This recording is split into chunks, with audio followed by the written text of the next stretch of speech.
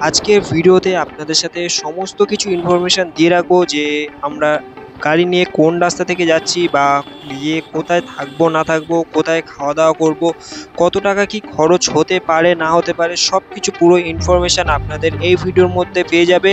So যারা যারা গঙ্গাসাগর যাওয়ার প্ল্যান করছেন অবশ্যই এই ভিডিওটি পুরো প্রথম থেকে শেষ পর্যন্ত দেখতে থাকুন, সমস্ত কিছু ইনফরমেশান আপনারা পেয়ে যাবেন।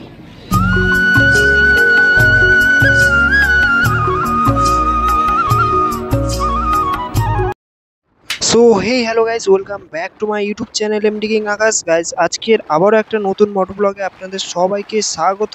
সো গাইজ আজকের আপনারা দেখতে পাচ্ছেন আমরা এখন পুরো হাই রোডে আমাদের ইন্ট্রোটা স্টার্ট করছি। আর গাইজ এইরকম হাই রোড থেকে হয়তো আপনারা বুঝতে পেরেছেন যে কিছু একটা অন্য রকমের ভিডিও হতে চলেছে। সো হ্যাঁ গাইজ, আমরা আজকে করতে চলেছি একটা লং রাইড ভিডিও। অনেক দিন থেকে আপনাদের সাথে বলছিলাম যে একটা লং রাইড আসবে। সো সেটা ফাইনালি চলে এসেছে। আর আজকে লং রাইডটা কোথায় হচ্ছে সেটা তো আপনাদের সাথে একটু পরেই শেয়ার করছি। সো তার আগে আমরা কিভাবে পুরো জার্নিটা স্টার্ট করলাম সেটা পুরো প্রথম থেকে আপনাদের সাথে শেয়ার করি। চলো ভিডিওটি শুরু করা যাক। সো গাইস এখন দেখতে পাচ্ছেন আপনারা হয়তো আমাদের সামনে দুটো এন্ট্রক দাঁড়িয়ে আছে। আর আপনারা হয়তো দুটো এন্ট্রককে দেখে ভাবছেন যে আমাদের এমটি কোথায় গেল। এমটি আজকে নিয়ে যাব না, আজকের আমরা যেতে চলেছি দুটো এন্ট্রক গাড়ি করে, দুটো স্কুটিতে আমরা যাব চারজন। আর চারজনে মিলে আজকের আমাদের গঙ্গাসাগর রাইডটা স্টার্ট করব। সো দেখতে পাচ্ছেন এই দুটো গাড়ি নিয়ে আমরা ভিডিওটা আজকে স্টার্ট করব, বা এই দুটো গাড়ি নিয়ে আমরা আজকে পুরো গঙ্গাসাগর যাব। সো আর এখানে বেশি না টাইম নষ্ট না করে চলো এবার আমাদের জার্নিটা শুরু করা যাক, এবং আপনাদের সাথে শেয়ার করছি আমরা কোথায় থেকে কতটা জার্নি করছি বা কোথায় থেকে আজকে জার্নিটা আমরা স্টার্ট করছি। সো গাইস এখন আমরা পুরো মোটর ব্লগিং সেটআপে চলে এসলাম। আর আজকের ভিডিওতে আপনাদের সাথে সমস্ত কিছু ইনফরমেশন দিয়ে রাখবো যে আমরা গাড়ি নিয়ে কোন রাস্তা থেকে যাচ্ছি বা গিয়ে কোথায় থাকবো না থাকবো, কোথায় খাওয়া দাওয়া করব, কত টাকা কি খরচ হতে পারে না হতে পারে, সব কিছু পুরো ইনফরমেশান আপনাদের এই ভিডিওর মধ্যে পেয়ে যাবে। সো যারা যারা গঙ্গাসাগর যাওয়ার প্ল্যান করছেন অবশ্যই এই ভিডিওটি পুরো প্রথম থেকে শেষ পর্যন্ত দেখতে থাকুন, সমস্ত কিছু ইনফরমেশান আপনারা পেয়ে যাবেন। সো দেখতেই পাচ্ছেন এখন দাদা রাইড করছে, কিছুক্ষণ পরে থেকে আমি রাইড করব। সো তখন আপনাদের সাথেও শেয়ার করব। এবং আপনারা দেখতেই পাচ্ছেন এখন আমরা চাকদা থেকে পুরো জার্নিটা স্টার্ট করলাম। আর চাকদা থেকে আমাদের গঙ্গাসাগরের ডিস্টেন্স হচ্ছে 93 কিলোমিটার। এই 93 কিলোমিটারের মাঝখানের রাস্তা এবং মাঝখানের সমস্ত কিছু ভাড়া বা লঞ্চের ফেরিঘাটের সব কিছু আপনাদের সাথে শেয়ার করব। সো পুরো ভিডিওটি দেখতে থাকুন। এবং তারপরে দেখতেই পাচ্ছেন আমরা এখন চলে এলাম একটা নতুন রাস্তায়। আর এই নতুন রাস্তাটা আমরা এখন কুলপিতে আছি। আজকের আমরা জার্নিটা করব কুলপি, নিশ্চিন্তপুর এবং কাকদ্বীপের উপর থেকে যে রাস্তাটা চলে গেছে সেই রাস্তাটা পুরো ধরে আমরা যাওয়াটা, মানে আমাদের জার্নিটা পুরো আজকে করব। সো ভিডিওটি এন্ড পর্যন্ত দেখতে থাকুন এবং শুধু ইনফরমেশন থাকবে, আপনারা পুরো ভিডিওটি না স্কিপ করে দেখতে থাকুন, আপনাদের আশা করছি অনেক হেল্প হবে। সো গাইস এখন আমরা কুলপি হাই রোডে উঠে গেছি এবং কুলপি হাই রোড ধরে আমরা যাচ্ছি সামনের দিকে। সো গাইস এখন আমরা কুলপির এই রাস্তাটা কমপ্লিট করার পরে আমরা নিশ্চিন্তপুর হয়ে আমরা কাকদ্বীপে হব এবং তারপর আমাদের ফেরিঘাট। সো তার আগে আপনাদের সাথে একটা লোকেশান শেয়ার করি। লোকেশানটা হচ্ছে আপনাদের আজকের এই ভিউটা কেমন লাগছে সেটা আপনারা অবশ্যই কমেন্ট করে জানাবেন। তার কারণ আজকের ভাই প্রচণ্ড রোদ্দুর, এবং প্রচণ্ড রোদ্দুর মানে তো আপনারা জানেন মোটর ব্লগের সেই জোশ এবং মোটর ব্লগের সেই ভিউ। আর আপনাদের এই যে ভিউটা সেটা কেমন লাগছে সেটা তো আপনারা অবশ্যই কমেন্ট করে জানাবেন। আমার তো সেই সুন্দর লাগছে, তার কারণ আমি আজকে ক্যামেরা করছি, মানে ক্যামেরা এখনও ধরে আছি নিজের হাতে এবং আমি ভিডিওটা পুরো দেখতে পাচ্ছি। সো সেই কারণে আমার তো সেই লাগছে, আপনাদের কেমন লাগছে অবশ্যই কমেন্ট করবেন। সো গাইস এখন আমরা চলে এসেছি নিশ্চিন্তপুর। আর নিশ্চিন্তপুরের পরেই আমাদের কাকদ্বীপ। আর তার আগে আমাদের গাড়িতে একটু ফিউল আপ করে নিতে হবে, আর সেই জন্য দেখতে হবে একটা পেট্রোল পাম্প। সো চলো এবার পেট্রোল পাম্পে গিয়ে আপনাদের সাথে দেখা হচ্ছে। সো গাইস এখন দেখতে পাচ্ছেন আমরা নিশ্চিন্তপুরে একটা পেট্রোল পাম্প পেয়ে গেছি। আর আমরা ফাইনালি পেট্রোল ভরানোর জন্য, ফিউল আপটা করার জন্য আমরা সামনের দিকে এগোচ্ছি। সো এটা ইন্ডিয়ান অয়েল থেকে আমরা আজকের ফিউল আপটা করব। দেখা যাক আমাদের গাড়িতে কতটুকু পেট্রোল ভরবে, যদিও ফুল ট্যাঙ্ক মেরে নেওয়ার ইচ্ছা আছে, দেখা যাক কতদূর কি হয়। আমি আপনাদের সাথে সবকিছু শেয়ার করছি, ভিডিওটি দেখতে থাকুন। সো দেখতে পাচ্ছেন দাদার ওই গাড়িতে এখন পুরো ফুল ট্যাঙ্ক হচ্ছে, দাদা বলে দিল ফুল ট্যাঙ্ক করার জন্য, এবং আমাদের গাড়িটাতেও নাকি ফুল ট্যাঙ্ক হবে। দুটো গাড়িতে ফুল ট্যাঙ্ক। ওই গাড়িতে গেল 457 টাকা। আর দেখা যাক আমাদের এই গাড়িতে কত টাকা যায়। সো দেখতে থাকুন। আর দেখতে পাচ্ছেন এখন আমাদের এই গাড়িতে ফিউল আপ করা হচ্ছে।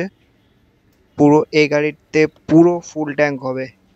সো গাইস ইনটর্কের কিন্তু ভাই মোটামুটি ভালো মাইলেজ আছে, খুব বেশি তেল যাবে না মনে হচ্ছে এই ফিউলে, মানে ফুল ট্যাঙ্কে মনে হচ্ছে আমরা আবারও বাড়ি ফিরে যেতে পারবো।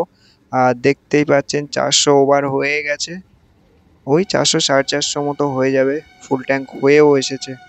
সো হয়ে গেছে দেখতে বলছে এখন দাদা, আর একটু নেড়ে নিচ্ছে, মানে যদিও পুরো ভালোভাবে ফুল ট্যাঙ্ক করে নিল। সো দেখতেই পাচ্ছেন পুরো গাড়ির উপরে পেট্রোল চলে এসেছে।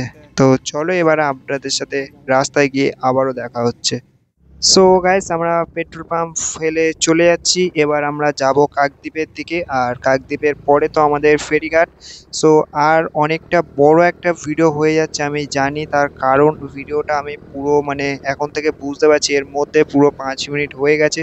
সো বড় হলেও প্রবলেম নেই, পুরো ইনফরমেশান ভিডিও পেয়ে যাচ্ছেন। আর আপনাদের কাকদ্বীপ যাওয়া আসা প্রায় গাড়িতে গেলে বেশি যাবে না। আর দেখতেই পাচ্ছেন আমাদের এখানে বোর্ড আছে, এখানে কাকদ্বীপ আর বেশি বাকি নেই। সো দেখে নিন বোর্ডটা, আমি একটু স্লো মোশন করে দিচ্ছি।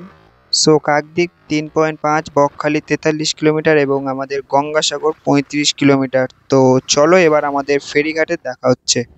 সো গাইস এখন আমরা কাকদ্বীপ এন্টার করে গেলাম। সো আর এখানে বেশি না দেরি করে আমরা কাকদ্বীপটাকে অতিক্রম করে আপনাদের সাথে চলো এবার পুরো ডাইরেক্ট ফেরিঘাটে দেখা হচ্ছে। এবং আমাদের ফেরিঘাটের বাইকের ভাড়া এবং আমাদের নিজস্ব ভাড়াগুলো কেমন নেয় সেগুলো আপনাদের সাথে শেয়ার করব। সো ভিডিওটি দেখতে থাকুন এন্ড পর্যন্ত। সো বন্ধুরা দেখতেই পাচ্ছেন আমরা ফেরিঘাটে এন্টার করে গেছি। আর দেখতেই পাচ্ছেন এই আমাদের বাম সাইডে যেটা, এটাই হচ্ছে আমাদের টিকিট কাউন্টার ফেরিঘাটের। আর এখানে দেখতে পাচ্ছেন একটা দুটো বাইক দাঁড়িয়ে আছে। চলো এবার আমরা টিকিটটা কাটি এবং তারপরে আমরা যেতে যেতে আপনাদের সাথে সমস্ত ইনফরমেশন শেয়ার করব। সো টিকিট কাটার পরে দেখতেই পাচ্ছেন দাদা স্কুটিটা হাঁটিয়ে নিয়ে যাচ্ছে, তার কারণ হচ্ছে এখান থেকে স্কুটি চালিয়ে যাওয়া কঠোরভাবে নিষিদ্ধ। মানে স্কুটি বলো বাইক বলো যে কোনো গাড়ি চালিয়ে যাওয়া কঠোরভাবে নিষিদ্ধ, তার কারণটা আমি ঠিক জানি না। আর এখানে একটা করে গাড়ির ভাড়া পড়লো 17 টাকা এবং একটা করে মানুষের ভাড়া, মানে একটা করে লোকের মানে যাত্রী বা যাই বলেন না কেন সেগুলো 9 টাকা করে পড়ে। সো আপনাদের সামনে বলে দিলাম গাড়ি ভাড়াটা 70 টাকা। একটু আমার বেশি মনে হলেও জানি না কেন, হয়তো অনেকটা রাস্তা বলে হয়তো এমন। আর এই দেখতেই পাচ্ছেন আমাদের দুটো গাড়ি। তো চলো এবার আমরা ডাইরেক্ট ভ্যাসালে উঠে আপনাদের সাথে সমস্ত কথা আবারও কিছু কথা শেয়ার করব।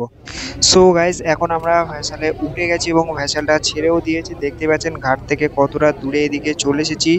আর আজকে আমরা যে নদীটার উপর থেকে যাচ্ছি বা যে নদীটার উপর থেকে আমাদের সাগরে যাওয়ার জন্য যেতে হবে সবাইকে, সেই নদীটার নাম হচ্ছে কি হুগলি নদী। আর এই হুগলি নদী পার করেই আমাদের গঙ্গাসাগরে যেতে হবে সবাইকেই। আর এই নদীটা ছাড়া আর কোনো রাস্তা আমার জানা নেই, এই মানে এই নদীটা পার করে যাওয়া ছাড়া। আর দেখতেই পাচ্ছেন কত সুন্দর লাগছে চারিদিকের পরিবেশটা এবং চারিদিকের দৃশ্যটা, ভাই সেই লাগছে। তার কারণ হচ্ছে আমরা এখানে যেহেতু সব সময় আসি না, সেই কারণে নতুন জায়গার ভিউ তো সেই লাগে। আর ক্যামেরায় কতটা সুন্দর লাগছে আমি ঠিক সেটা জানি না, কিন্তু ভাই সামনাসামনি দেখতে তো সেই লাগছে। সো গাইস এখানে বেশি বকবক না করে আপনাদের সাথে একটা মানে একটা অন্য রকমের ভিউ দেখাবো। সো সেটার জন্য আর একটুখানি অপেক্ষা করুন। আর তার আগে একটু আমাদের সিনেম্যাটিক শট দেখে নিন এবং তারপর আসছি আমরা সেই অসাধারণ দৃশ্য এবং অসাধারণ ভিডিওর মধ্যে। সো চলো ভিডিওটি শুরু করা যাক।